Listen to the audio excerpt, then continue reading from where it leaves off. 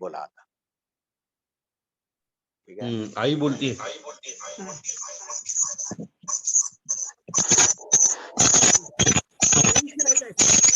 हा बोला. हा आई बोल. हा बोल. यातून एक घ्यायचं की सर्वत्र हम सर्वस्य प्रभू, तो प्रभू सगळीकडे आहे, त्याचा प्रभाव हो. सगळीकडे आहे आणि हो. तो करणारा सगळा आहे. एवढं बरोबर. असून सुद्धा मनुष्य हो. अज्ञानात जातो. हा. जीवदशा असते, बरोबर. आत्मदिशेत नसतो. त्यामुळे तो अज्ञानात जातो. अज्ञान नाहीसे करण्यासाठी आपण परमेश्वराची आराधना केली पाहिजे. बरोबर बस. अगदी खरं आहे ते. म्हणजे परमेश्वराच्या भक्तीशिवाय, परमेश्वराला समर्पण केल्याशिवाय तुम्हाला नाही. ज्ञानाचा स्पर्श होऊ शकत नाही. नाही.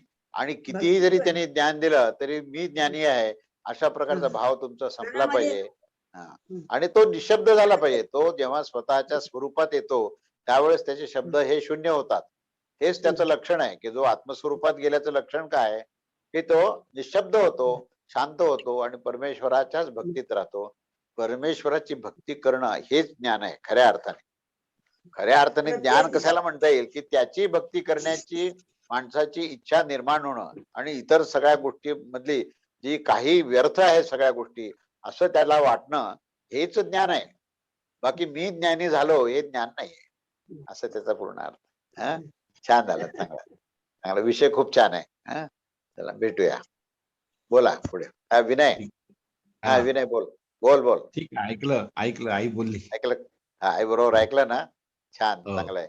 विषय खूप छान आहे. केनोपनिषद जरी लहान असलं तरी खूप काही गोष्टी सांगून जाणार आहे, बोध देणार आहे.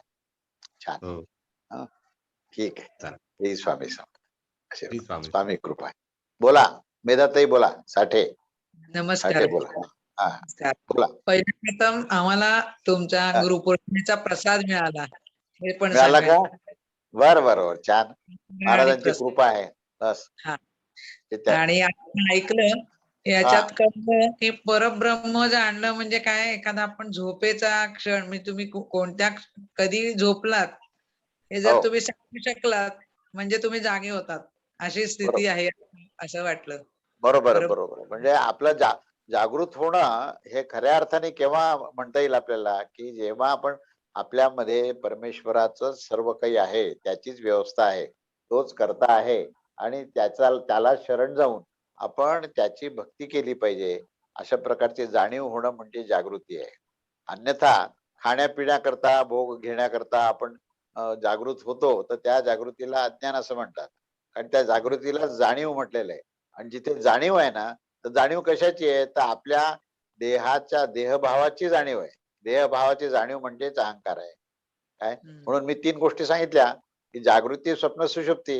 म्हणजे त्या ठिकाणी जाणीव, कल्पना म्हणजे अहंकार, कल्पना आणि अज्ञान या तिन्ही मध्ये जर आपलं जीवन असेल तर मग परमेश्वर कसा प्राप्त करायचा याचं उत्तर आपल्याला या ह्याच्यामध्ये मिळतं. छान. स्वामींची कृपा. हो. हळबे साहेब बोला. हळबे साहेब. नमस्कार. बोला बोला बोला. नमस्कार. आपला प्रसाद मिळाला गुरुपौर्णिमेचा. वा वा. छान छान. महाराजांची कृपा आहे सगळी बस. आणि तुम्ही दोघंही इतकं छान ऐकता मला खूप हुरूप येतो त्याच्यामुळे बोलायला अगदी आनंद वाटतो. खूप छान. खूप छान सांगताय आपण. खूपच छान सांगताय. खूप कृपा आहे. अगदी समाधान वाटतंय आम्हाला. हो हो. नमस्कार. नमस्कार. चला नमस्कार. धन्यवाद. स्वामी कृपा. स्वामी कृपा. स्वामी बोला. नमस्कार काका. मंजिरी बोलते. मंजिरी बोल बोल बोल. मंजिरी. आपण अहंकार, कल्पना आणि स्वप्न या तिन्हीच्या पलीकडे जायचं म्हणजे नक्की काय करायचं? त्याच्याकरता तुम्ही ध्यानाचं ध्यान लावता म्हणजे काय असतं, तुम्ही ध्यान करता की नाही? तुम्ही ध्यानाची ध्यान साधना करता बरोबर आहे. तर ध्यान साधनेमध्ये तुम्ही जागृतही नसता, तुम्ही स्वप्नातही नसता काय, आणि तुम्ही निद्रेमध्ये नसता बरोबर आहे की नाही? त्या ठिकाणी म्हटलं तर आपल्या जागृत अवस्थेमध्ये सारखं पण नसतं. ती ध्यान अवस्था म्हणजे मेडिटेशन ज्याला म्हणू आपण, तर ती मेडिटेशन मध्ये तुम्ही समाधी अवस्थेकडे जेव्हा जाता त्यावेळी जे ध्यान लागतं आपलं त्या ध्यानामध्ये जागृतीही नाहीये, स्वप्नही नाही आणि सुषुप्तीही नाहीये, निद्राही नाहीये. त्यामुळे या तिन्ही अवस्थेच्या पलीकडे जाणं म्हणजे स्तुर्य अवस्था आहे. त्याला स्तुर्य म्हटलेलं आहे, त्याला सर्व साक्षीत्व म्हटलंय. म्हणजे तिन्ही अवस्थेला जेव्हा आपण पाहतो ना त्यावेळेस आपण अहंकारापासून मुक्त होतो, अज्ञानापासून मुक्त होतो आणि कल्पनेपासून मुक्त होतो. तर हे तुम्हाला माहिती आहे आणि तुम्ही दररोजची साधना करता, त्यामुळे ती कल्पना आहे तुम्हाला. हा, छान. महाराजांची कृपा अखंड राहो. स्वामी कृपा. नमस्कार काका. हो, आशीर्वाद आहे, खूप स्वामी आशीर्वाद. समर्थ. हो, हा बोला. श्री स्वामी हा समर्थ. बोला काका आज बोला. अग्नीच्या निमित्ताने हा हा हा एक नवीन गोष्ट मनात आली. बरोबर आहे की नाही सांगा? हा आपण सांगा, बोला. जेव्हा परमेश्वराकडे जातो किंवा कुठल्या मंदिरात जातो, हो, मग जाताना आपण ठरवलेलं असतं की आपण आज परमेश्वराकडे काही मागायचं नाही, बरोबर आहे, बरोबर. नमस्कार करायचा. आणि पण तिथं गेल्यानंतर ऐन क्षणाला हा, जेव्हा तुमच्या मनात कुठला मोह येतो किंवा काय आपण काही मागणं मांडतो, हो. तोच म्हणजे अहंकार त्या स्वरूपात व्यक्त होत असतो. बरोबर आहे. म्हणजे बरोबर आहे. आपण ज्याला पकडून ठेवलं की नाही तेच व्यक्त होत तेच व्यक्त होतं. आणि खऱ्या अर्थाने ज्याला सोडायला पाहिजे आणि ज्याचं अनुसंधान करायला पाहिजे ते जर घेऊन आपण परमेश्वरासमोर गेलो तर आपोआपच ह्या सगळ्या इच्छा आणि ह्या सगळ्या त्यावेळेस येणार नाही. जेव्हा मनुष्य समर्पण भाव असतो त्याचा, काय परमेश्वराशी समर्पित झालेला जो भक्त आहे ना, त्याला तो परमेश्वराचं चिंतन करतो, त्यावेळेस त्याला आपल्या कामना, इच्छा, आपले भोग हे आठवणार नाहीत. पण जो भोगाला महत्व देतो, समस्येला महत्व देऊन जो परमेश्वराकडे गेला तर त्या समस्या आणखीन तीव्र होतात आणि आता आपल्याला संधी मिळाली, परमेश्वर समोर आहे, आता मागायलाच पाहिजे आपण. मग अशी ती तीव्रता त्यावेळेस होते. म्हणून आपण नेमके कुठे आहोत ह्याच्यावर सगळं अवलंबून आहे. लक्षात आलं का? हो. आणि छान. म्हणजे दुसरं अहंकाराचं एक नवीन रूप आज लक्षात आलं. हा की हा आपला जो मोह आहे हा सुद्धा हो. एक प्रकारचा अहंकार आहे. हो, मोहामुळे अहंकाराचा परिणाम मोह आहे ना. अहो, अहंकारामुळे मोह प्राप्त होतो आणि मोह जास्त मोहित झाला की अहंकार वाढतो. ते परस्परांच्या दोघांचाही पूर्ण संबंधितच आहे गोष्ट. हा, छान. आशीर्वाद आहे, स्वामी कृपा. हा बोला बोला. प्रणव प्रणव महाराज. हा नमस्कार करतो काका. हो, खूप आशीर्वाद आहे तुम्हाला. बोला बोला बोला. कसे आहात तुम्ही? हा काही नाही मजेत आहे. हा. खूप सुंदर विषय चाललाय आणि विशेष म्हणजे पूर्ण हा. एकादश उपनिषदामध्ये माझा हा आवडता प्रसंग आहे हा, यक्षाचा. बोला आणि बोला. हा. हो, याच्यामध्ये भागवतात आहे का ती कथा? शिवपुराणात मला. आहे. हा. शिवपुराणात आहे आणि देवी भागवतात आहे. अच्छा, देवी भागवतात आहे. हा हा. हो हो हो. आणि तुमचा तो आवडीचा विषय आहे त्याच्यामुळे जी जी जी. हा, म्हणजे तुम्ही माझं ते मूल्यांकन करू शकता कसं काय झालं ते. बरोबर. नाही नाही नाही. महाराजांची कृपा आहे खरोखर. जी जी. भगवान शंकरच यक्ष रूपामध्ये येतात हो. आणि नंतर देवतांना भगवती पार्वती उमा रूपामध्ये येऊन अदृश्य हो. झाल्यानंतर बोध करवते की ते परमेश्वर शंकर होते. हा, आणि खूप सुंदर प्रसंग आहे. बरोबर आहे. म्हणजे आपण सगळ्या जीवमात्रामध्ये, सगळ्या प्राणी मात्रात जर परमात्म्याला पाहायची जर आपण सवय केली ना, तर प्रत्यक्ष परमेश्वर जर आला कोणत्याही रूपाने तरी आपली चूक होणार नाही. त्यात परमेश्वरच दिसेल आपल्याला. पण त्याच्या अगदी. आधी जी काही आपल्याला जो प्रयत्न आहे तो काय करायचा आहे की प्रत्येक जीवमात्र, प्राणीमात्र, अणुमात्र, पदार्थ, वस्तू, वनस्पती सगळ्यामध्ये त्यांचं जे मूळ अस्तित्व काय आहे आणि अस्तित्व कसं आहे की आभासात्मक एक अस्तित्व आहे. ते म्हणजे देह भावावर जो मनुष्य पाहतो, देह भावाने पाहतो, देहाला पाहतो, तर ते आभासात्मक अस्तित्व आहे. आणि ज्या वेळेस तो खऱ्या अर्थाने त्याच्या अस्तित्वाकडे पाहतो तेव्हा ते परमात्म्याला पाहणं आहे. म्हणून मूळ निरपेक्ष अस्तित्वाला जेव्हा तो पाहतो तेव्हा तो परमात्म्यालाच पाहतो. तर असं पाहणं आपलं जर निरंतर असेल तर यक्ष जर समोर आला तर आपण हा परमेश्वरच आहे असं म्हणू. जोपर्यंत असं पाहणं नाहीये ना तोपर्यंत यक्षाच्या रूपात परमात्मा आला तर यक्ष कोण आहे हा यक्ष प्रश्न येईल. असं आहे. हा, छान, उत्तम आहे. चला, छान झाला आज तुम्ही आले ते खूप आनंद आहे. स्वामी कृपा. स्वामी कृपा. बोला. हा, घाटोळ साहेब बोला. नमस्कार काका. हा, नमस्कार. घाटोळ साहेब बोला. हा, बोला बोला. ऐकलं का काका, आता? गुरुपौर्णिमेचा प्रसाद मिळाला. मिळाला का? हा, छान. एकदम छान वाटलं. हो. प्रसाद आणि फोटो त्यात मिळाला. महाराजांचा फोटो होता. वा वा वा. फोटो पाहून एकदम छान वाटलं.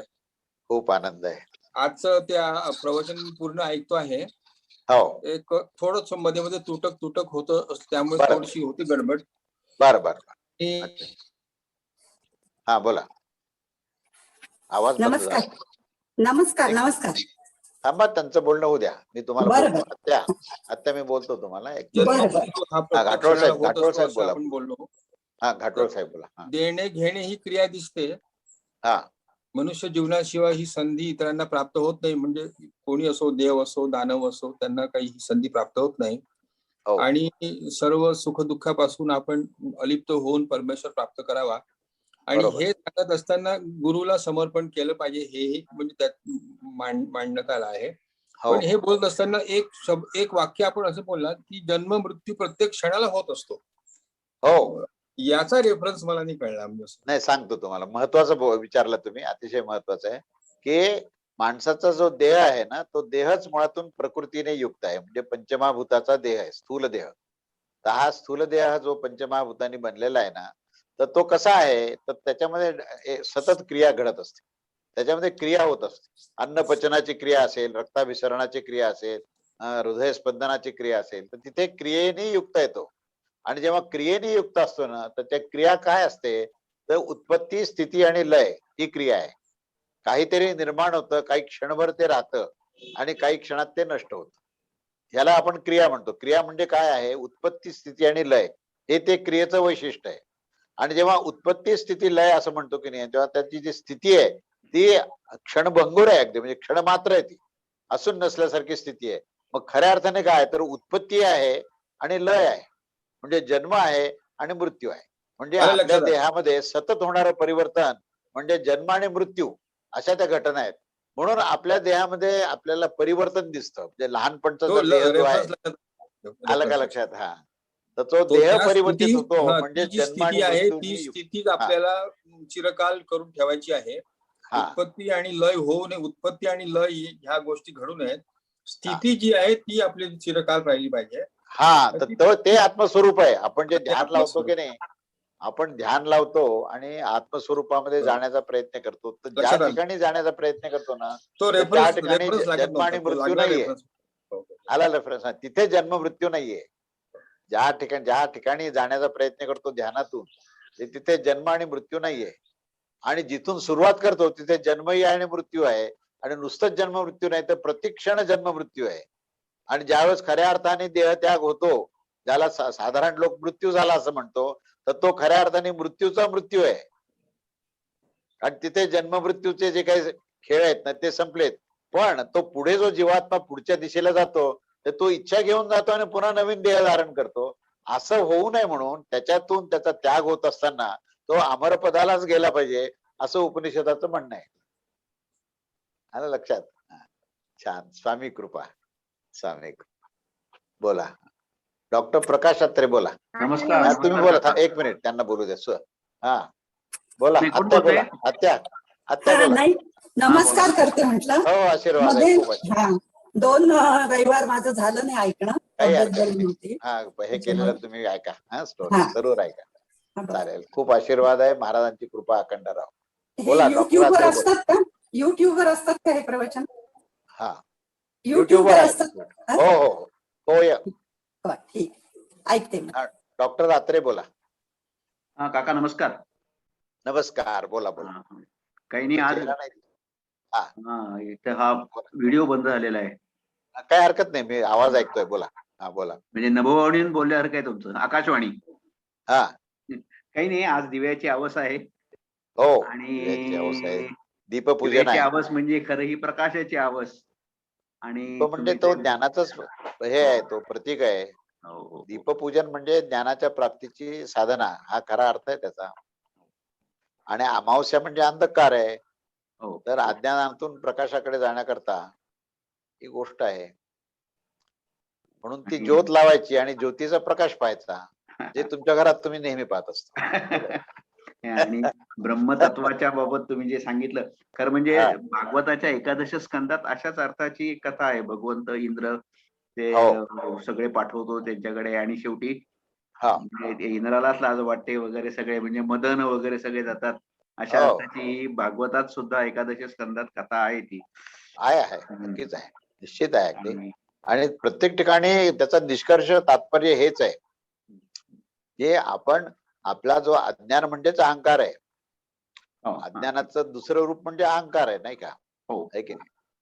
कारण आपण निद्रेमध्ये अज्ञानात जातो, पण त्याच्यामधून अहंकार नष्ट व्हावा असा प्रयत्न होतच नाही, कारण ती नेणीवच आहे.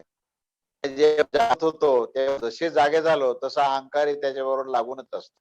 त्यामुळे निरहंकारी स्थिती आपली कशी व्हावी हा महत्वाचा त्या ठिकाणी विषय आहे.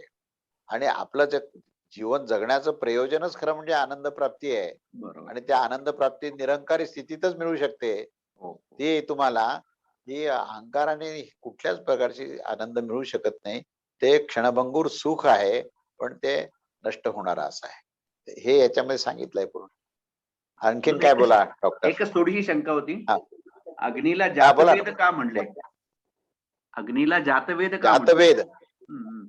वेद जाणणारे ते जातवेद. असं एवढ्या अर्थानेच. वेदाला ते जाणतात, म्हणजे त्या ठिकाणी ते ज्ञानस्वरूप आहेत असं गृहीत धरलेलं आहे. असं गृहीत धरलेलं आहे. आणि म्हणून वेदाचं संपूर्ण ज्ञान ज्यांना आहे, कारण आपण त्या अग्नीमध्ये हवन करतो वेदाचे मंत्र म्हणत असताना, आणि जे काही आपण त्या ठिकाणी हवन करतो ते हवन केलेले सगळं जी सामुग्री आहे ती त्या देवतेपर्यंत पोहोचवण्याचं सामर्थ्य एक अग्नीमध्ये आहे. आणि तो वेदांना जाणणार आहे. असं नमस्कार त्याचा काका. स्वामी समर्थ. स्वामी समर्थ. स्वामी बोला, अजून बोला. काका हा बोला. नमस्कार. अमेय जोशी. हा नाही, देशपांडे हा, बोला. बोलते.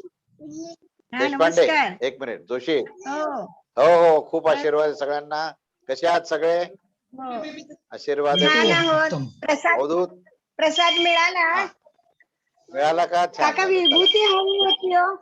विभूती हवी विभूती अधिक हवी होती. बरं मी पाठवतो हा. हा. खूप आशीर्वाद. आजचं प्रवचन हो, ऐकलं का? चालेल. ए, आबांना नमस्कार हा, कर. चालेल. युगंधर आबांना नमस्कार कर हो पटकन. हो, ठीक आहे, चला, नाही? आशीर्वाद आहे, खूप आशीर्वाद. हा, चालेल. स्वामी कृपा. स्वामी. हा, बोला. अमेय जोशी बोला. नमस्कार. अमेय बोला. हा, बोला. श्री स्वामी समर्थ बोला. कसे आहात तुम्ही? छान. आपण कसे आहात? छान. बस आनंद आहे. ऐकलं? हा, हो. आजचं ऐकलं का प्रवचन? हा, छान. हो. उत्तम. हो, हा, ऐकलं आनंद. म्हणून ना. आज कोणी त्रास नाही दिला ना? नाही, कोणी नाही. कोण त्रास देणार आहे? हा. त्रास अहो, त्रास देणारा किंवा असं काही कोणी नसतं, माहितीये का? त्रास हा आपलाच तेच आपल्यामधून म्हणजे. होत असतो. दुसऱ्या बरोबर कोणाची आहे. काय क्षमता आहे? बरोबर आहे आहे. की नाही? बरोबर. स्वामी आहेत. हो, मग काय. बस आनंद आहे. महाराजांची कृपा तुमच्यावर अखंड राहो. बोला. श्री नेरकर सर बोला. सद्गुरु चरणी आशीर्वाद साष्टांग आहे. नमस्कार काका. हो, खूप आशीर्वाद आहे. खूप आशीर्वाद. बोला. म्हटलं एक क्युरिओसिटी होती अशी हा, बोला ना. की जशी व्यक्तींना जाणीव असते तशी पदार्थांना सुद्धा जाणीव असते का? आणि जर असेल तर तिच्यात फरक काय असतो दोन जाणीवेंमध्ये? नाही, मनुष्याच्या म्हणजे विशेषतः मानवाच्या कोटीतले जे जीव आहेत, म्हणजे मनुष्याला जी जाणीव असते ना, ती जाणीव जी आहे ती अत्यंत कामनेने भरलेली असते.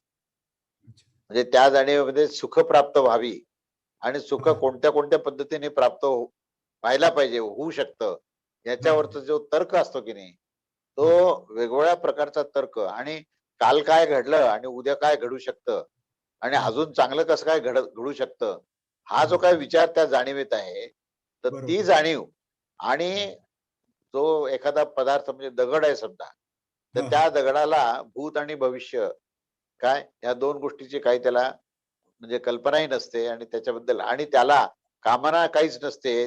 तो फक्त असलेल्या परिस्थितीला तो सरेंडर झालेला असतो, आणि प्राप्त प्रारब्धाच्या अनुसार तो वाहत असतो. मनुष्यामध्ये दोन गोष्टी दिलेल्या आहेत. एक प्रारब्ध तर आहेच, पण त्याला पुरुषार्थही दिलाय की तुझ्या या बुद्धीच्या सामर्थ्याने तुला काहीतरी करू शकतो. तू आता काहीतरी करू शकतो म्हणजे जो मनुष्य कामनेने युक्त आहे तर तो भोग प्राप्त करण्याकरता काम करेल, पण बुद्धीचाच विनियोग करेल. आणि ज्याला परमेश्वर प्राप्तीची इच्छा असेल तो त्या बुद्धीमध्ये विवेक टाकेल, आणि त्या दृष्टीने तो विचार करेल.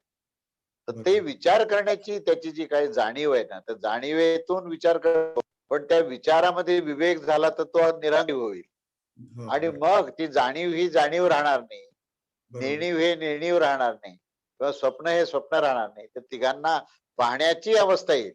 जेव्हा तुरी अवस्थेत मनुष्य जातो ना, तो स्वप्नाला सुद्धा स्वतः पाहू शकतो. तो आपण स्वप्न आपलं हे जो जीव आहे तो स्वप्न पाहतोय हे सुद्धा त्याला कळतं. बरोबर. लक्षात घ्या. म्हणजे त्याची एक एक स्थितीचं वर्णन जर केलं तर तो जीव अवस्थेतून शिव अवस्थेत आलेला असतो. म्हणून तो तुर्य किंवा पुढे तुर्यातीत अवस्था असते की ज्याच्यामध्ये तो ह्या जाणीवेच्या नेणिवेच्या पलीकडे गेलेला असतो. बरोबर. आलं लक्षात? हा. म्हणजे पदार्थांना काळ आणि मोहाचा हा. काळ आणि मोहाचं हा? लिमिटेशन, पदार्थांना काळ आणि मोहाचं लिमिटेशन नाही, पण जीवाला जाणीव ही अपॉर्च्युनिटी दिलेली आहे परमेश्वराकडे जाण्याची. हो हो, अगदी खरं आहे. जाणीव ही अपॉर्च्युनिटी आहे, तर त्या जाणीवेमधून आपण तुरी अवस्थेत जायला पाहिजे. जायला पाहिजे. जाणीवेतून उल्लंघन, जाणीवेला उल्लंघन करायला पाहिजे. उल्लंघन करून, बरोबर आहे. म्हणजे जाणीवेमध्ये जीव अवस्था आहे हो, आणि तुरी अवस्थेमध्ये शिव अवस्था आहे. शिवावस्था आहे, खरं आहे. तर जीवावस्थेतून शिवावस्थेत जायला पाहिजे. देहापासून देहातीत होऊन तो आत्मभावामध्ये तिथे जायला पाहिजे. देहभावातून आत्मभावात जायला पाहिजे. म्हणजे तो जाणीवेतून तुरी अवस्थेत गेला. ठीक आहे ना? छान. स्वामी कृपा. राहुल, डॉक्टर राहुल सोळंके बोला. डॉक्टर राहुल बोला. हो, आशीर्वाद आहे, बोला. ऐकलं ऐकलं का? हो, मधून ऐकलं. हो हो. अच्छा. म्हणजे त्यावेळेस सखोल असं ब्रह्मतत्वाचं वेगवेगळ्या पॉइंट ऑफ व्ह्यूनी इथे वर्णन केलेलं आहे. आणि साधारणपणे मनुष्य जो अभ्यास करतो, उपनिषदाच्या ग्रंथाचा अभ्यास करतो किंवा हे करतो, तर त्याला फक्त त्याच्यातून आउटपुट काय होतं, तर मला उपनिषद समजलं, मला ब्रह्मतत्व कळालं, काय अशा प्रकारचं त्याची भूमिका होते. तर त्याच्यावर प्रकाश टाकला याच्यामध्ये. आता आज जे आपण चिंतन केलं की मला ब्रह्मतत्व कळालं असं जो म्हणतो ना, तर त्याला एक अतिशय अल्प असं कळालेलं असेल किंवा त्याला कळालेलंच नसेल असं त्यांनी सांगितलं. असं का सांगितलं? म्हणजे याच्यावरून काय आपण अभ्यासच करायचा नाही का? आणि आपल्याला थोडं बहुत कळालं तर आपण म्हणायचंच नाही का की आम्हाला कळालं म्हणून? तर असं नाहीये. तर ही सुरुवात आहे, पण त्याच्या पुढे आपल्याला कुठे जायचं हे सांगितलं. खऱ्या अर्थाने ब्रह्मतत्वाला समजायचं असेल तर ब्रह्मस्वरूप व्हावं लागेल. खऱ्या अर्थाने परमेश्वराला समजायचं असेल तर परमेश्वर स्वरूप व्हावं लागेल. कसं होईल तो? परमेश्वर स्वरूप कसा होतो? भगवत स्वरूप कसा होतो? तर तो आधी भगवत भाव निर्माण होतो आणि मग भगवत स्वरूप होतो. भगवत भाव केव्हा निर्माण होतो? तो आत्मभावात असेल तर भगवत भाव निर्माण होईल आणि भगवत भावात गेला तर तो भगवत स्वरूप होईल. म्हणजे हे टप्पे सांगतो तुम्हाला. कारण नुसतं आपण असं बोलून चालणार नाही ना, किंवा तुम्ही भगवत स्वरूप व्हा आणि म्हणजे तुमचा अहंकार जाईल असं म्हणून काय होणार आहे? त्याच्याने काय अहंकार जाणार आहे का?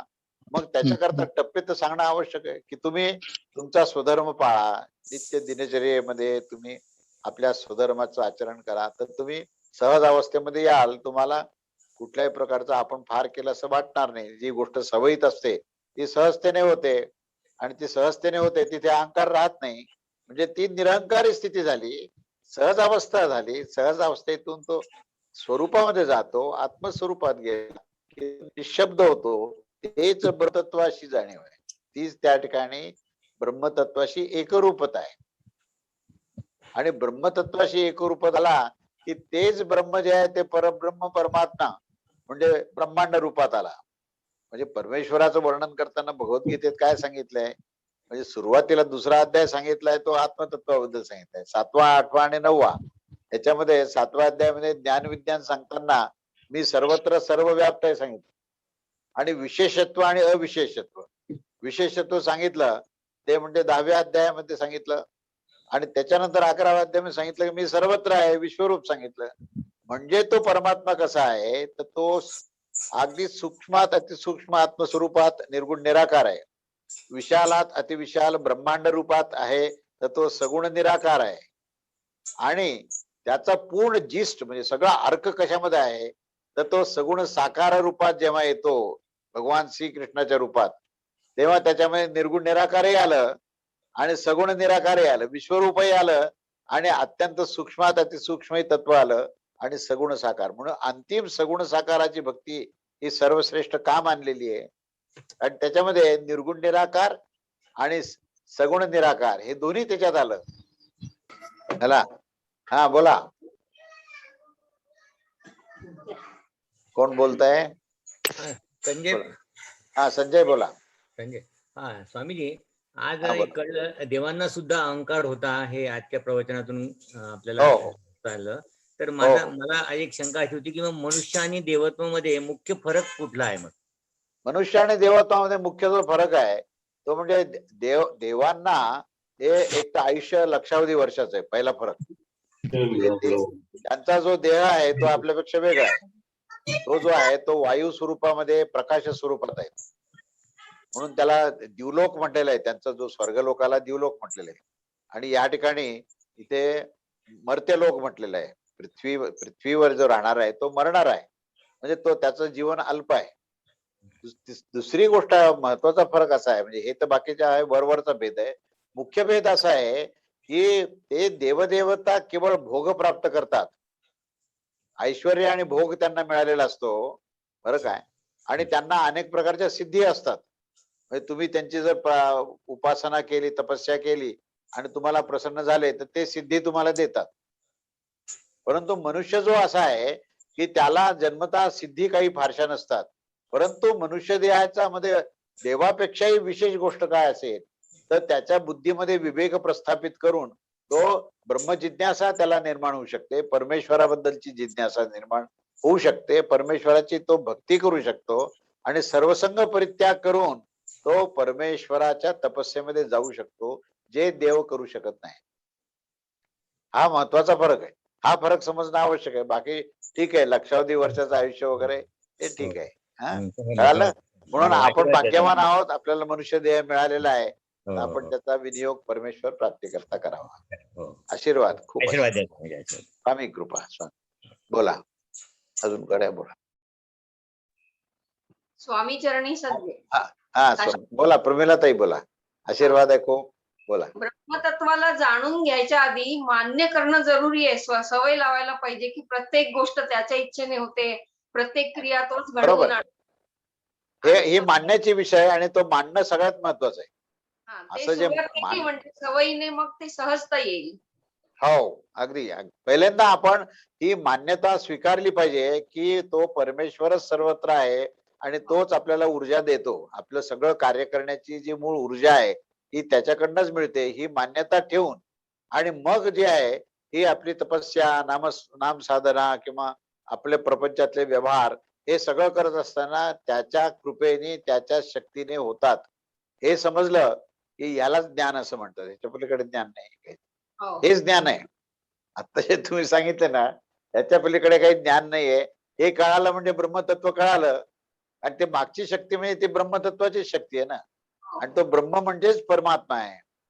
ब्रह्म, परब्रह्म, परमात्मा आणि भगवान हे तीन जे आहेत ना हे एकच आहेत. भगवान जे आहे ते सगुण साकार, समोर कृष्णाची मूर्ती, रामाची मूर्ती आहे, ते भगवान आहेत. आणि जेव्हा ते आकाश व्याप्त, पूर्ण आकाश आणि सगळ्या ब्रह्मांडाला व्याप्त झाले तर तो परमात्मा आहे. आणि ज्या वेळेस तो आत्मस्वरूपामध्ये तो अतिशय सूक्ष्मात अतिसूक्ष्म आणि विशालात अतिविशाल असा जो असतो ते ब्रह्मतत्व आहे. पण तिन्ही मध्ये तत्व एकच आहे फक्त. जरी हे तीन दिसत असले तरी तत्व फक्त एकच आहे. आणि ते प्रत्यक्ष पाहायचं असेल तर आपल्याला भगवंताचं चिंतन करावं लागतं. आपल्याला स्वामींचं चिंतन करावं लागतं. ते स्वामी जे आहेत ते स्वामी सगळ्यांना एकवटून ते तुम्हाला देहामध्ये येऊन ते तुम्हाला दाखवतात परमेश्वर काय आहे ते. हे एकदा कळालं ना मग आता दुसरं काही कळण्यासारखं राहिलं नाही. त्या आनंदात राहिलं पाहिजे. श्री स्वामी महाराजांची कृपा अखंड राहो. चला बोला बोला ठाणेकर बोला. नमस्कार. हा आवाज आवाज आवाज तुमचा आवाज ऑडिओ ऑडिओ आवाज नाही येत. त्यांचा आवाज येत. घाणेकर तुमचं म्यूट आहे, साऊंड म्यूट आहे. हा येत आहे का ऐकू? हा आता आला. आता बोला हा पुन्हा एकदा बोला. हा बोला. आज जे सर्व सांगितलं प्रबोधनात हा हे मी तापत्रय समन्वय या विषयाचा अभ्यास करतोय. हो आध्यात्मिक ताप म्हणजे काय, तर हे म्हणजे मला ज्ञान आहे, ब्रह्मतत्व म्हणजे मला काय कळलंय, हा जो अहंकार आहे त्या अहंकारामुळे आपल्याला खरं आत्मतत्वच समजत नाही. त्यामुळे आध्यात्मिक ताप होतो. हे असं थोडक्यात म्हणजे मला कळलं असं बरोबर आहे. मला योग्य आहे. बरोबर आहे. तुमचा जो विचार आहे तो योग्य आहे अगदी. त्यामुळे त्रिविध तापापासून मुक्त व्हायचं असेल तर केवळ भगवंताची भक्ती हीच त्या पर्याप्त आहे. अगदी छान. स्वामी कृपा अखंड राहो. बोला अजून कोण कोण आलाय बोला. गणेश गजानन जोशी कोण आहे? अमित किडीकर. हॅलो काका. हा बोल बोल. हो वैशाली खोले बोलतीये पुण्याहून. हा मैथिली बोल बोल बोल. वैशाली वैशाली बोलते ना. हा बोल बोल बोल. हा मला ना थोडस मूर्त आणि अमूर्त मध्ये थोडस अजून हवंय म्हणजे. हो सांगतो ना. सांगतो तुला. मूर्त काय ना अमूर्त. मूर्त जे आहे ना ते मूर्त म्हणजे ज्यांनी पंचमहाभूत धारण केलेले आहेत, ज्यांनी त्रिगुणात जे आलेले आहेत, प्रकृतीला धारण केलेलं जे व्यक्त रूप आहे, प्रकृतीला धारण करून जे व्यक्त होतं, आविष्कारात येतं, त्याला मूर्त असं म्हटलं. म्हणून त्या आणि म्हणूनच त्याच्यावरून मूर्ती शब्द झाला. जे मूर्त आहे त्याच्यापासून मूर्ती म्हणजे मूर्ती आपण जेव्हा पाहतो तेव्हा त्याच्यामध्ये पंचमहाभूत असतात, काय त्रिगुण असतात आणि पंचतन्मात्र असतात. म्हणजे हे विषय सुद्धा आले त्यात. शब्द स्पर्श रूप रसगंध हे मूर्त रूपामध्येच आहे आणि मूर्त रूपातच त्रिगुण आणि पंचमहाभूत आहे. म्हणजे थोडक्यात म्हणजे प्रकृतीच्या आविष्कारामध्ये जे आपल्याला दृश्यमान असतं त्याला मूर्त असं म्हणतात. आलं का लक्षात? पहिला मुद्दा आला का लक्षात? आता अमूर्त म्हणजे काय ते सांगतो. तर या सर्व प्रकृतीचा जिथे त्याग झालेला आहे, त्या ठिकाणी त्रिगुण पण नाहीयेत, पंचमहाभूत पण नाहीयेत आणि पंचतन्मात्रा म्हणजे शब्द स्पर्श रूप रसगंध हे सूक्ष्म पंचमहाभूत पण नाहीयेत, स्थूल पंचमहाभूतही नाहीत, सूक्ष्म पंचम आणि सत्वगुण रजोगुण तमोगुण हे तिन्ही गुण नाहीयेत. हे सगळं जिथे नाही आहेत तर त्या ठिकाणी ते अमूर्त स्थितीमध्ये झालं. म्हणजे प्रकृतीचा संबंध पूर्ण तोडलेला आहे. तर शेष कोण राहतो? तर शेष परमात्मा राहतो. अमूर्त जो आहे ना तो परमात्माच आहे. अमूर्त दुसरं कोणीच होऊ शकत नाही.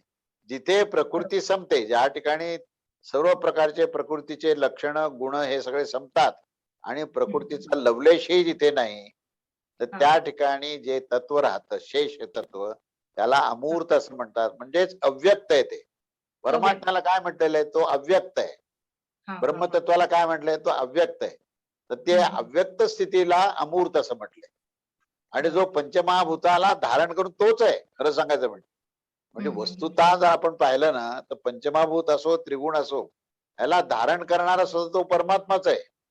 पण तो दिसत नाही ना, तो अव्यक्त मध्ये असतो. जो अव्यक्त मध्ये असणारा अमूर्त आहे आणि व्यक्त असणारा जे प्रकृती आहे. कळालं तुला?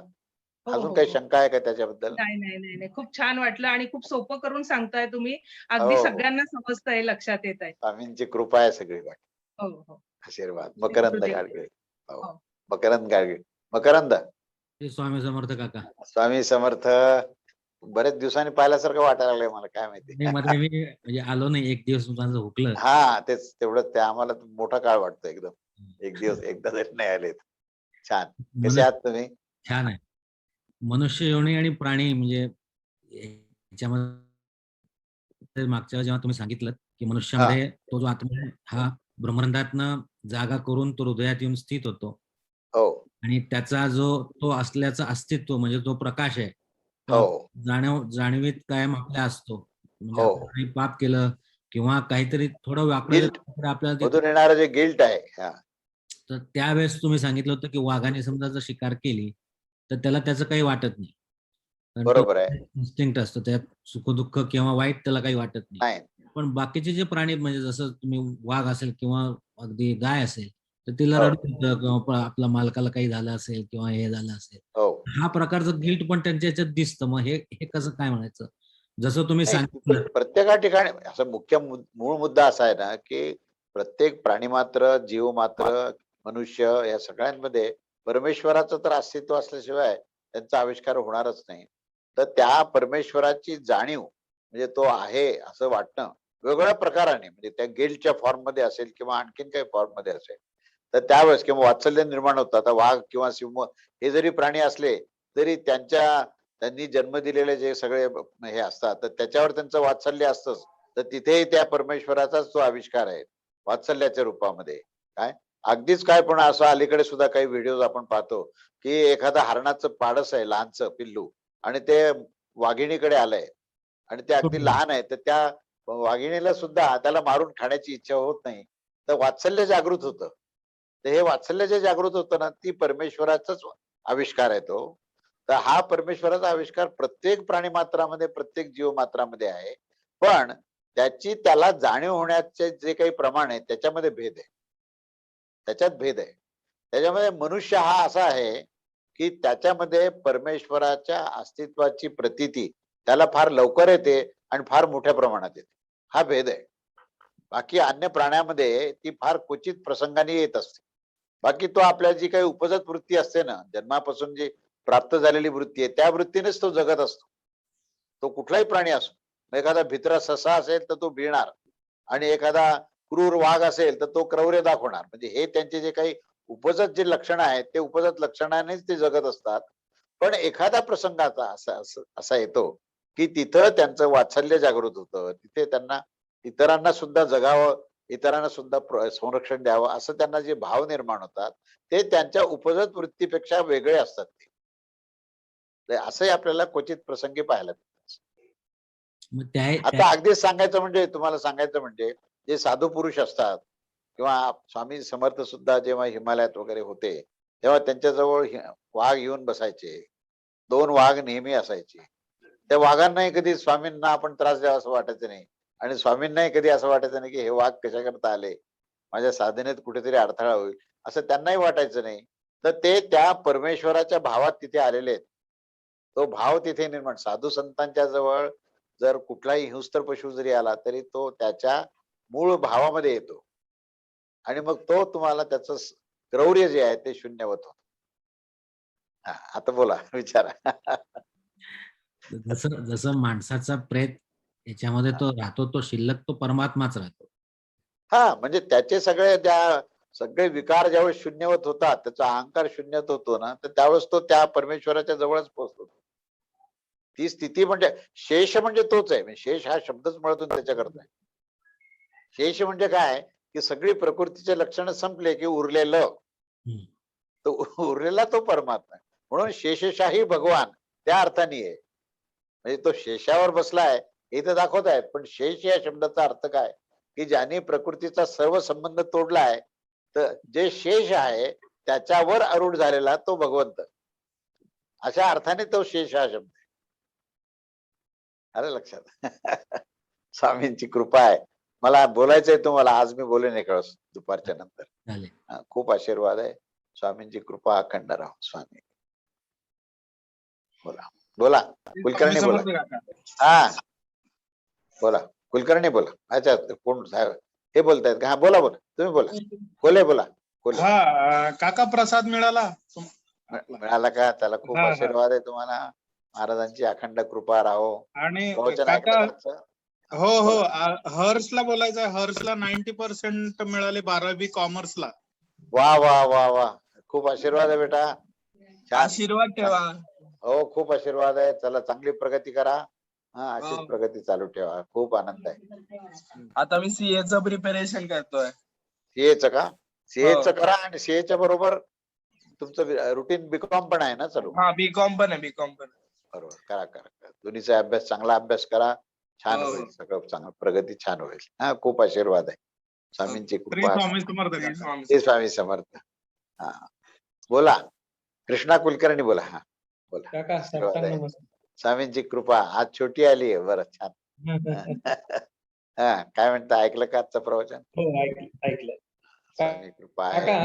हा, बोला. हॅलो. हा, बोला. हा, ईश्वर अनंत रूप अनंत नामात आपल्या म्हणजे आविष्कार दाखवतो. हा, बरोबर. परंतु ब्रह्मसंहितेत ब्रह्मदेव असं म्हणतात की ईश्वर परमकृष्ण हा सच्चिदानंद विग्रह, म्हणजे अल्टिमेट भगवान श्रीकृष्ण आहेत असं ते म्हणतात. हो, त्याचं बरोबर आहे ना. बरोबर आहे. हा, बोला ना. पण काय? परंतु म्हणजे ऍक्च्युली ते अविनाशी अखंड तत्व आहे जे विविध रूपात आहे. कधी रामाच्या रूपात आहे, कृष्णाच्या रूपात आहे, शिवाच्या रूपात आहे, स्वामी समर्थांच्या रूपात आहे. तर आपल्याला ते रूपाच्या पलीकडे जाऊन ते अव्यक्त तत्व जाणणे हो हे महत्वाचं आहे. रूपात अरूपाला पाहणे मूर्तीमध्ये अमूर्त हा. तत्वाला पाहणे. हा ही तरी दृष्टी झाली पाहिजे. ही काय माहितीये का, ही आपली धारणा आणि दृष्टी. आपण साधारण जे पाहतो ही चर्मचक्षुनी पाहतो. डोळे जे असतात हे आपल्या चर्मचक्षु असतात. पण ज्यावेळेस आपण ज्ञानाच्या स्थितीमध्ये जातो तेव्हा प्रज्ञाचक्षु असतात. आणि जेव्हा आपण आत्मस्थितीमध्ये जातो, आत्मभावात जातो, तेव्हा ते आत्मचक्षु होतात. तर आत्मतत्व स्वतःच अमूर्त आहे. त्यामुळे त्या अमूर्त चक्षुने जर पाहिलं तर अमूर्त तत्व दिसेल. सिद्धांत मुळातून असा आहे की तुम्ही आत्मस्वरूपामध्ये जा आणि मग ब्रह्मांडाला पहा. ब्रह्मांडामध्ये जीव जगतामध्ये जगदीश्वराचं दर्शन होईल. केव्हा? जेव्हा तुम्ही आत्मस्थितीमध्ये असाल तर. आणि तुम्ही जेव्हा देहस्थितीमध्ये देहभावात असाल आणि चर्मचक्षुनी पाहाल तर तुम्हाला जग कसं दिसेल की हे असं सगळ्या विविध वस्तू भेदानी युक्त असलेलं सगळे भेदच भेद दिसतील तुम्हाला. अभेद्य काहीच दिसणार नाही. अमूर्त अभेद्य आहे आणि मूर्त मध्ये भेदच भेद आहेत सगळे. आणि ते पाहण्याकरता ती दृष्टी आणायची असेल तर तुम्हाला ती साधना करावी लागते आणि त्या साधनेने ती दृष्टी होईल. म्हणजे प्रत्यक्ष ही दृष्टी येते ना तेव्हा तुम्हाला केवळ आणि केवळ चैतन्य दिसतं. सगळीकडे केवळ ज्योतिष ज्योती दिसतील. आणि त्या ज्योती सुद्धा कशा दिसतील? तेजस्वी मनुष्य येताना दिसेल तो ज्योतीमध्ये येताना दिसेल. जेवण करताना तुम्ही हातात अन्न घ्याल तेव्हा ते ज्योतच तुम्हाला दिसेल आणि खाताना तुम्ही ही ज्योत स्वरूप व्हाल. हे दर्शन आहे. म्हणजे दर्शन कसं असतं हे सांगितलं तुम्हाला. अमूर्त तत्व कसं दिसतं त्याचं तुम्हाला वर्णन सांगितलं. पण काका पहिला आविष्कार हा निर्गुण निराकार आहे ना. हो पहिलं जे बरोबर आहे. दर्शन घडतं हे बघा, निर्गुण निराकार तत्व म्हणजे काय ह्याचा अर्थ आपल्याला कळायला पाहिजे. निर्गुण निराकार तत्व, निर्गुण म्हणजे गुण निसंग म्हणजे निर्गुण आहे. गुणापासून संग तोडला की तो झाला निर्गुण. आणि निराकार म्हणजे आकारातली आसक्ती संपली की तो झाला निराकार. म्हणून तो दिसला नाही पाहिजे असं नाहीये. जे दिसतं त्याच्यातली आसक्ती संपली की तुम्ही निर्गुणापर्यंत गेले ना. कळालं का तुम्हाला? हॅलो कुलकर्णी, आवाज येतोय का? स्टकअप झालं. हा कुलकर्णी, हा कृष्णा ऐकू आलं का मी काय सांगितलं ते? आवाज नाही येत. अनम्यूट करा, अनम्यूट करा, अनम्यूट. हा आता आवाज ऐकू येत नाही ना. अनम्यूट करा. आता ऐकू येत असेल. हा आता ऐकू येत. म्हणजे मी आतापर्यंत बोललो ते ऐकायला नाही आलं तुम्हाला? हो आलं आलं आलं आलं ना. बस बस तेच महत्वाचं आहे. तर त्यामुळे निर्गुण निराकाराचा अर्थ फार सखोल आहे. नाही तर माणूस म्हणेल निर्गुण निराकार म्हणजे डोळ्याला दिसत नाही, ज्याला काहीच गुण नाही आहेत, ज्याला काही आकार नाहीये, तर ते निर्गुण निराकार असं म्हटलं तर म्हणे आपली तिथे झेपच जाऊ शकत नाही. आपण सगुण साकार आहोत आणि ते निर्गुण निराकार न दिसणार आहे, मग कशा भानगडीत पडायचं? बरोबर असं होऊ शकतं ना. म्हणून निर्गुण निराकार याचा अर्थ जर कळाला तर ते शक्य आहे तुम्हाला जाणं. गुणामध्ये निसंग होणे, गुणाच्या आसक्तीपासून दूर होणे. गुणनिसंगता म्हणजे निर्गुण आहे. आणि आकृती प्रकृतीमध्ये तुम्ही अनासक्त झाले की तुम्ही निराकारात गेले. आता अर्थ सुलभ केला का मी तुम्हाला? सोपा केला का? बरोबर काही नाही. मग अशक्य काय आहे? मग अनासक्त निष्काम भावाने काम करा, तुम्ही निर्गुण निराकारातच आहात. संपलं काम. विषय सोपा आहे फार, अशक्य नाही. कल्याण सदा कल्याण. स्वामी कृपा, स्वामी कृपा. श्री स्वामी समर्थ. जय जय स्वामी समर्थ. हा बोला. हा बोला. पिठेताई बोला. पिठे बोला. आशीर्वाद आहे. हा बोला. कसे आहात तुम्ही? बस आनंद आहे. स्वामींची कृपा अखंड आहे. हा ठीक आहे. कल्याण सदा कल्याण. हा बोल बोल रश्मी बोल. रश्मी. श्री स्वामी समर्थ काका. श्री स्वामी समर्थ बोला. ऍक्च्युली जास्त काही डिटेल आम्हाला कळत नाही, पण असं म्हणजे ब्लँक मनाने येऊन बसते, ऐकते आणि इतके पॉइंट्स क्लिअर होत जातात आपोआप. बस तेच महत्वाचं आहे. ते सहजतेने पॉइंट क्लिअर होणं जी क्रिया आहे ना, मग ते आपोआप ज्ञान मध्ये जाणं येते. ज्ञानाचा प्रवेश हे प्रयत्न न करता सहजतेने जाणं, हीच प्रक्रिया चालू ठेवा. जर आपल्याला शंका येत नसेल तर काही हरकत नाही. आपल्याला मध्ये कळतंय आणि मध्ये मध्ये चाललंय ना, मग तो आनंद घ्या. हो हो हा चला, खूप आशीर्वाद. आम्ही स्वामींची केनियाला गेलो होतो ना आता, हा हा तर तिथे तेच म्हणजे आता तो वाघचा प्रसंग जो सांगितला ना, हा हा तशी हा म्हणजे प्राणी म्हणजे काही सिंह खात होते ते बघितलं तिथे दृश्य मी पण. बरं बरं बरं. तर हा. थोडे हे प्रश्न मला पण निर्माण झाले की बाबा असं हा. म्हणजे आपल्याला बघवत नाही ते सगळं, हो हो म्हणजे काय पण त्या वाघिणीला किंवा लायनला ते हा खायचं असतं त्यांचं, तर ते नाही, त्यांचं ते फूड आहे. खाद्यच आहे ना, त्यांचं ते हो खाद्य हो असल्यामुळे हो ते त्यांना ते स्वाभाविक आहे. आपण पण जसं आज आपलं जेवण करतो हा की नाही, तसं त्यांचं हो ते हो जेवण आहे. पण आपल्याला ते पावत नाही, कारण आपल्या स्वभावात ती गोष्ट बसत नाही ती. नाही नाही असं आहे. पण तरी म्हणून आज आपण म्हणजे तो रिलेट झाला म्हणजे प्रसंग तुम्ही एक्सप्लेन केला हा ना सध्या, हा तर तो एकदम क्लिअर चला, झालाय आता. छान छान. अ, चला, खूप आशीर्वाद आहे. छान राहा, आनंदी राहा. स्वामी श्री कृपा. स्वामी. हा बोला. हा बोला. नमस्कार काका. हा आशीर्वाद आहे. बोला बोला. काय म्हणता, गुरु कशा आहेत? हो बरे हा आहे काका. ऐकलं का मला जनरली प्रवचन? रविवारी ऑफिस असतो ना, अच्छा, पण आज बरोबर. अमावस्या असल्यामुळं सुट्टी घेतली होती, त्यामुळे त्याला प्रवचन ऐकायला अमावस्या मिळालं. असल्यामुळे तुमच्या डोक्यात प्रकाश पडला. छान झालं. उत्तम, बरोबर. महाराजांची कृपा आहे. काय हो, हो. खूप छान. गुरुपौर्णिमेचा पण प्रसाद मिळाला काका. मिळाला का? चला, खूप हो, आशीर्वाद आहे तुम्हाला. महाराजांची अखंड कृपा आहे. श्री स्वामी तुमच्या समर्थ. स्वामी समर्थ. बोल. हा मीना बोल. मीना. स्वामी समर्थ काका. नाही नाही, तर तू थांब. मी मीनाशी बोलतो. हा बोल बोल. मीना बोल. आवाज येतोय का माझा? तुझा अनम्यूट कर म्हणजे आवाज येईल मला. अनम्यूट कर. हा मला असं ऐकू येतंय? हा आता ऐकू येतंय. बोल बोल बोल. मला असं विचारायचं होतं की हा आपण हा पूर्वजन्मीचं काय प्रारब्ध, त्याच्यामुळे आपल्याला जे काय प्रसंग येतात ते पूर्वजन्मीच्या कर्मामुळे होतात, हे खरं आहे. हो हो ना. पूर्वजन्म असेल किंवा ह्या जन्म असेल, त्या सगळ्या कर्माचा जो प्रभाव असतो ना, तो आपल्याला प्राप्त झालेल्या परिस्थितीमध्ये असतो. बरोबर आहे.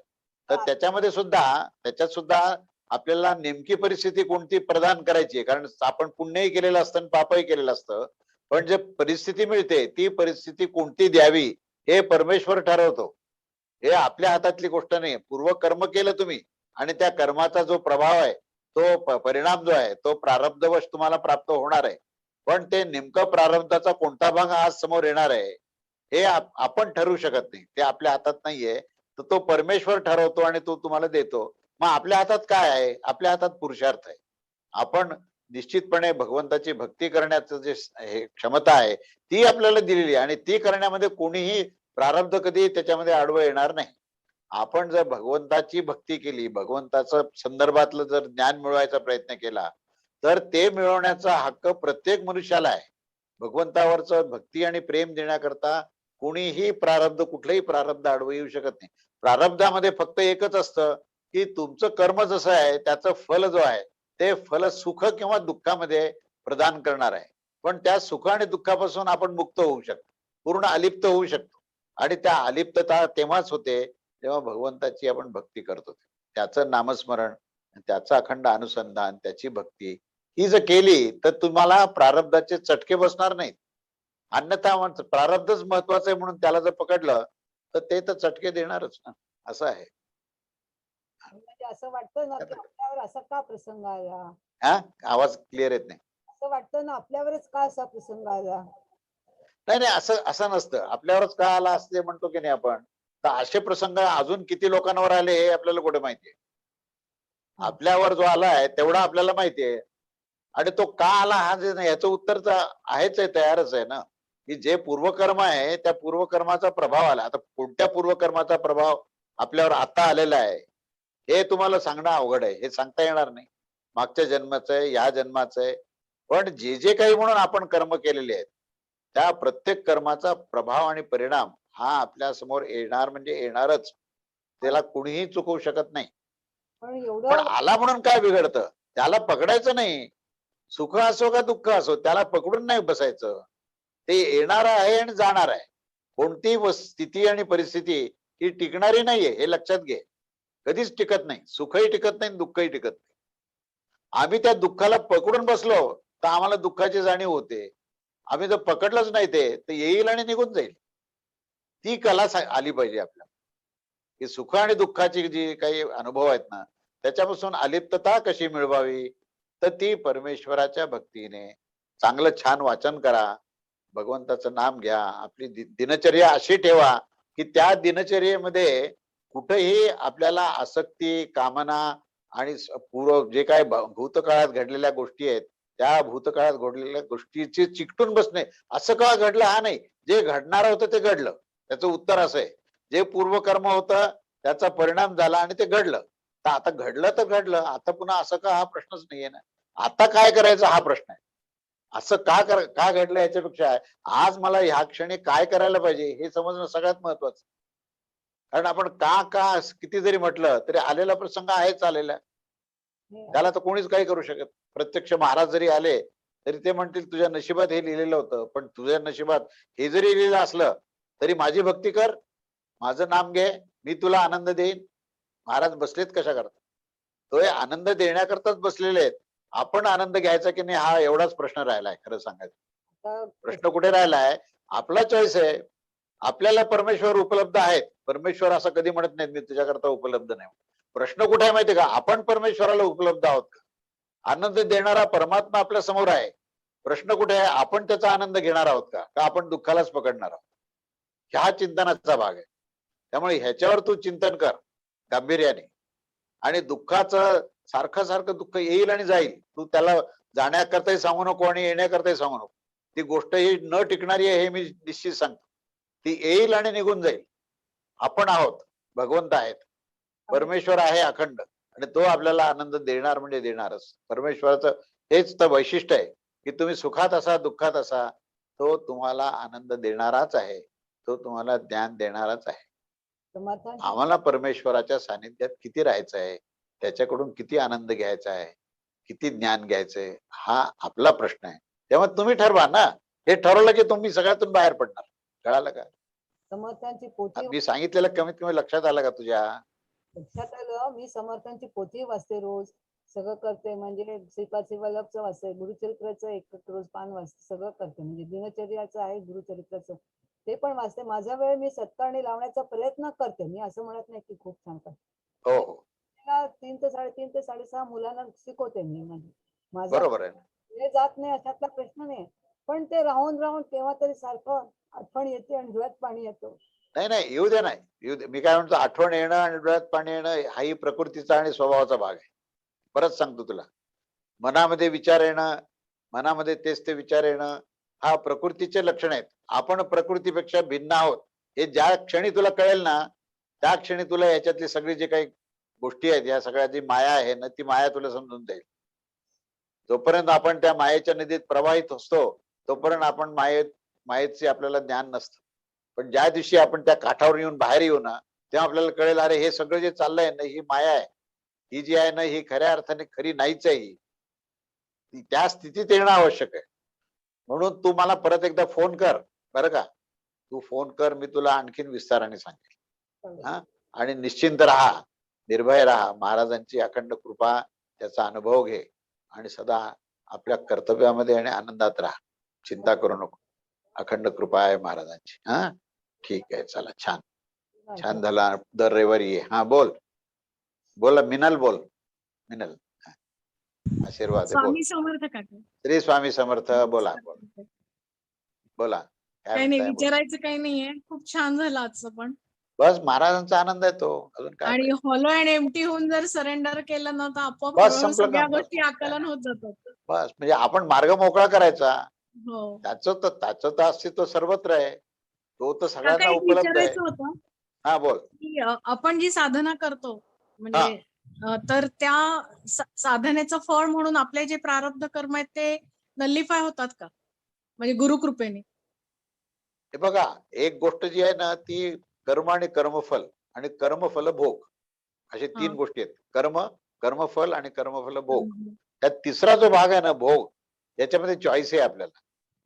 त्याच्यात चॉईस आहे भोगायचं का नाही भोगायचं. तुम्ही अभोक्ता झाला तर तुम्हाला भोग मिळणार नाही. पण कर्म आणि कर्मफल याच्यामध्ये चॉईसच नाही ना काही. ते घडून गेलेलं आहे, कर्म घडून गेलेलं आहे आणि फल समोर आहे, त्याच्यात चॉईस नाहीये. पण भगवंताची भक्ती जर केली ना तर काय मुख्य उपलब्धी काय आहे? कर्मफलाच्या भोगामध्ये फरक पडतो. भोक्तृत्व भाव नष्ट होतो. मुख्य काय? भोक्तृत्व भाव म्हणजे भोग प्राप्ती करण्याचा जो भाव आहे ना तो जर नष्ट झाला की नाही तर त्या ठिकाणी कर्मफल असला तरी भोग मिळणार नाही ना. तुझ्या बोलण्याचा मुद्दा माझ्या लक्षात आला की आपण जर गुरुची कृपा किंवा भगवंताची भक्ती केली तर आपल्याला दुःख नलिफाय होईल का हा तुझा प्रश्न आहे ना. तर नलिफाय होण्याचा ऐक पूर्ण नलिफाय होण्याचा पॉइंट कुठे आहे? नलिफाय होण्याचा पॉइंट इथे आहे की तुमची भोक्तृत्व भाव तुमचा जर नष्ट झाला तर तुम्हाला त्याचा प्रभाव तुम्हाला मिळणारच नाही ना. मग काय बाहेर जशा घटना घडतात तसं कर्म आणि कर्मफल येत राहील आणि जात राहील. तुम्ही भोक्तृत्व भाव ठेवला म्हणजे त्याला जीव भाव म्हटलेलं आहे. त्या भोक्तृत्व भावाला तुम्ही जर पकडून ठेवलं ना तर तुम्हाला मग ते सुख दुःख मिळणार म्हणजे मिळणारच. तर परमेश्वराची कृपा काय आहे माहितीये का? तुम्हाला त्या भोक्तृत्व भावातून बाहेर काढतो तो आणि आत्मभावात घेऊन जातो. आत्मभावात गेल्यानंतर भोक्तृत्व भाव राहिला का? नाही राहिला. म्हणून काय कर्म आणि कर्मफल काय सुटणार आहेत का? नाही सुटणार. म्हणून जो ब्रह्मस्थितीमध्ये गेलेला आहे, जो ब्रह्मवेत्ता आहे, तो ब्रह्मस्वरूप आहे, तरी पण तो देहात का राहतो? आणि त्याचं प्रारब्ध येते आणि ते त्यालाही माहिती असतं की आपण तर आता ब्रह्मतत्वाशी एकरूप झालो. मग हा देह कशा करताय? अरे ते पूर्वकर्म केलंय म्हणून तो देह राहिलेला आहे हे त्यालाही माहिती आहे. पण त्याची त्याला चिंता नाही देह राहिला काय आणि गेला काय. हे लक्षात आलं तुला? हे रहस्य समजून घे आणि मग स्वामींची भक्ती कर. त्याला खूप खूप आशीर्वाद आहे तुला. स्वामींची कृपा आहे. बोला. हॅलो. हा बोला. हा साष्टांग नमस्कार. हा नमस्कार बोला. खूप छान वाटलं आजचं प्रवचन. हा आनंद आहे. महाराजांची कृपा आहे. आणि आता जे प्रारब्धानुसार जे भोग भोगण्याचं ते पण खूप छान वाटलं. हा ते म्हणजे आपण पशु नाहीयेत. प्रारब्ध भोग प्राप्त करणारे प्रवाहित होणारे आपण पशु नाहीयेत. तर पुरुषार्थाने प्रारब्धावर विजय मिळवणारे आपण मनुष्य देहधारी दिव्य जीवात्मा आहोत. म्हणून पुरुषार्थ नावाचं एक हत्यार दिलेलं आहे तुम्हाला. म्हणजे कसं एक उदाहरण सांगू का? की नदी वाहते आणि नदी वाहण्यामध्ये लाकडाचे ओंडके वाहतात. तुम्ही समजा एखाद्या लाकडाच्या ओंडक्यावर जर बसले तर तुमच्या हातात काहीच नाही ना. त्या प्रवाहात त्या ओंडक्याप्रमाणे तुम्ही प्रवाहित व्हाल. हे झालं पशुचं जीवन. म्हणजे केवळ प्रारब्धाच्या नुसार वाहणार. दुसरा जो भाग आहे ना तो असा आहे की तुम्हाला नाव दिलेली आहे, वल्लवायला 2 लाकडू दिलेले आहेत. तर जरी समजा प्रवाह असला तरी तुम्ही ते वल्लवत असताना त्या प्रवाहाला काटत काटत पुढच्या किनाऱ्याला जाऊ शकतात. म्हणजे तुम्हाला प्रवाहात वाहण्याचं ही काही म्हणजे अनिवार्यता नाहीये. आणि तिसरी स्थिती, जर तुम्हाला पक्षासारखे पंख मिळाले तर ती नावही नकोय तो लाकडाचा ओंडकही नकोय, तर आकाशात भरारी मारायची आणि डायरेक्ट भगवंताकडे जायचं. त्या प्रवाहाचा आपला संबंधच काय? पण म्हणून प्रवाह थांबलाय का? प्रवाह आहे आपल्या ठिकाणी. पण तुम्ही कोणतं माध्यम वापरलंय? तुम्ही लाकूड वापरलंय का नाव वापरली आहे का पंखांनी तुम्ही आकाशात उडता? असे 3 मार्ग आपल्याकडे आहेत. लाकडावर जाणारा जो आहे तो पशु आहे, त्याला पाश निर्माण झाले म्हणून पशु. आणि जो नावेमध्ये चालणारा आहे तो पुरुषार्थ सिद्ध करणारा मनुष्य आहे. आणि भरारी घेऊन जो आकाशात उडाला तो भगवंताचा भक्त आहे. बस एवढं समजलं म्हणजे विषय संपला तो. महाराजांची कृपा अखंड. 1 मिनिट राधिका. हा राधिका. सद्गुरुनाथ महाराज की जय. खूप आशीर्वाद आहे. वा वा. ऐकलं का प्रवचन? हो खूप छान खूप छान. खूप आनंद आहे. महाराजांची कृपा. हा रिव्हिजनच आहे. त्या दिवशी महाराजांची कृपा. रिव्हिजनच आहे. हो मग काय अगदी ते आपण तेच ते वेगवेगळ्या ह्याच्याने अँगलनी पाहत असतो. बाकी काही नाही. एक ब्रह्मतत्व त्यालाच रामाच्या रूपात पाहायचंय. काय ब्रह्मतत्व एकच आहे पण त्यालाच रामात. कारण तो ब्रह्मतत्वाने काय त्याला काय वाटलं की अरे हे सगळे बद्ध जीव आहेत, जे मी कसं आहे यांना कळालं नाही. मग आता आपण काहीतरी मनुष्याचं देह धारण करून आपण आविष्कारात यावं म्हणून ते ब्रह्मतत्वच त्या रामाच्या अवतारात आलं. हे लक्षात घ्या. हा. आणि मग आपल्या मनामध्ये प्रेम निर्माण झालं, भक्ती निर्माण झाली, नाम साधना करायला लागलो आणि हे करता करता करता आपण निस्तब्ध झालो. म्हणजे पुन्हा ब्रह्मतत्वापाशी झालो आपण. ज्यावेळेस आपण शांत बसलो, जप चालू आहे एका बाजूला आणि दुसऱ्या बाजूला एकदम शांतता आहे. ही शांतता काय आहे? तर ते ब्रह्मतत्व आहे, लक्षात घ्या. खरंय का? म्हणून तो राम जो आहे तो खरंच, तुम्हाला खरंच. ब्रह्मतत्वाकडे कसा घेऊन जातो हे उदाहरण सांगितलं, तो तुमचा अनुभव सांगितला मी. हा तुम्हाला आलेला अनुभव सांगतोय. हं? खरं. चला छान, आनंदी राहा. महाराजांची अखंड कृपा आहे. कल्याण, स्वामी कृपा. छान. काका हा नमस्कार. अरे वा. हा साहेब पण आहेत का? आशीर्वाद आहे खूप. कुठे प्रवासाला निघाले वाटतं? ट्रॅव्हल करतोय. अच्छा अच्छा, ट्रॅव्हल करताय. बेळगावला चाललोय. बरं बरं, ऐकलं का तुम्ही पण प्रवचन ऐकलं का? नाही मी फक्त यांनी ऐकलंय तर आम्हाला ऐकलंय सर. बरं बरं, ठीक आहे, काही हरकत नाही. चला, आज तुमची भेट झाली या निमित्ताने. हा चला, खूप आशीर्वाद आहे. हो, आनंदी राहा. स्वामी कृपा. स्वामी कृपा. स्वामी कृपा. जय गुरुदेव. हो. अजून पण मुलगी आहे का? बरं, असो काय हरकत नाही. आहे काका. कुठे आहे ती मुलगी? कुठे? जय श्रीराम काका. हा, खूप आशीर्वाद बेटा. हो. कशी आहे तो? मी एकदम मजेत काका. मजेत आहे ना? बस छान मजेत राहा, असंच छान. मला यांचा फोन आला होता मोहितचा. हा, मोहितचा बोलणं झालं माझं, भरपूर बोलणं झालं. काय, चला छान, चांगले राहा, आनंदी राहा. महाराजांची अखंड कृपा आहे. कल्याण, सदा कल्याण. स्वामी कृपा. स्वामी कृपा. बस, चला आता मी थांबतो.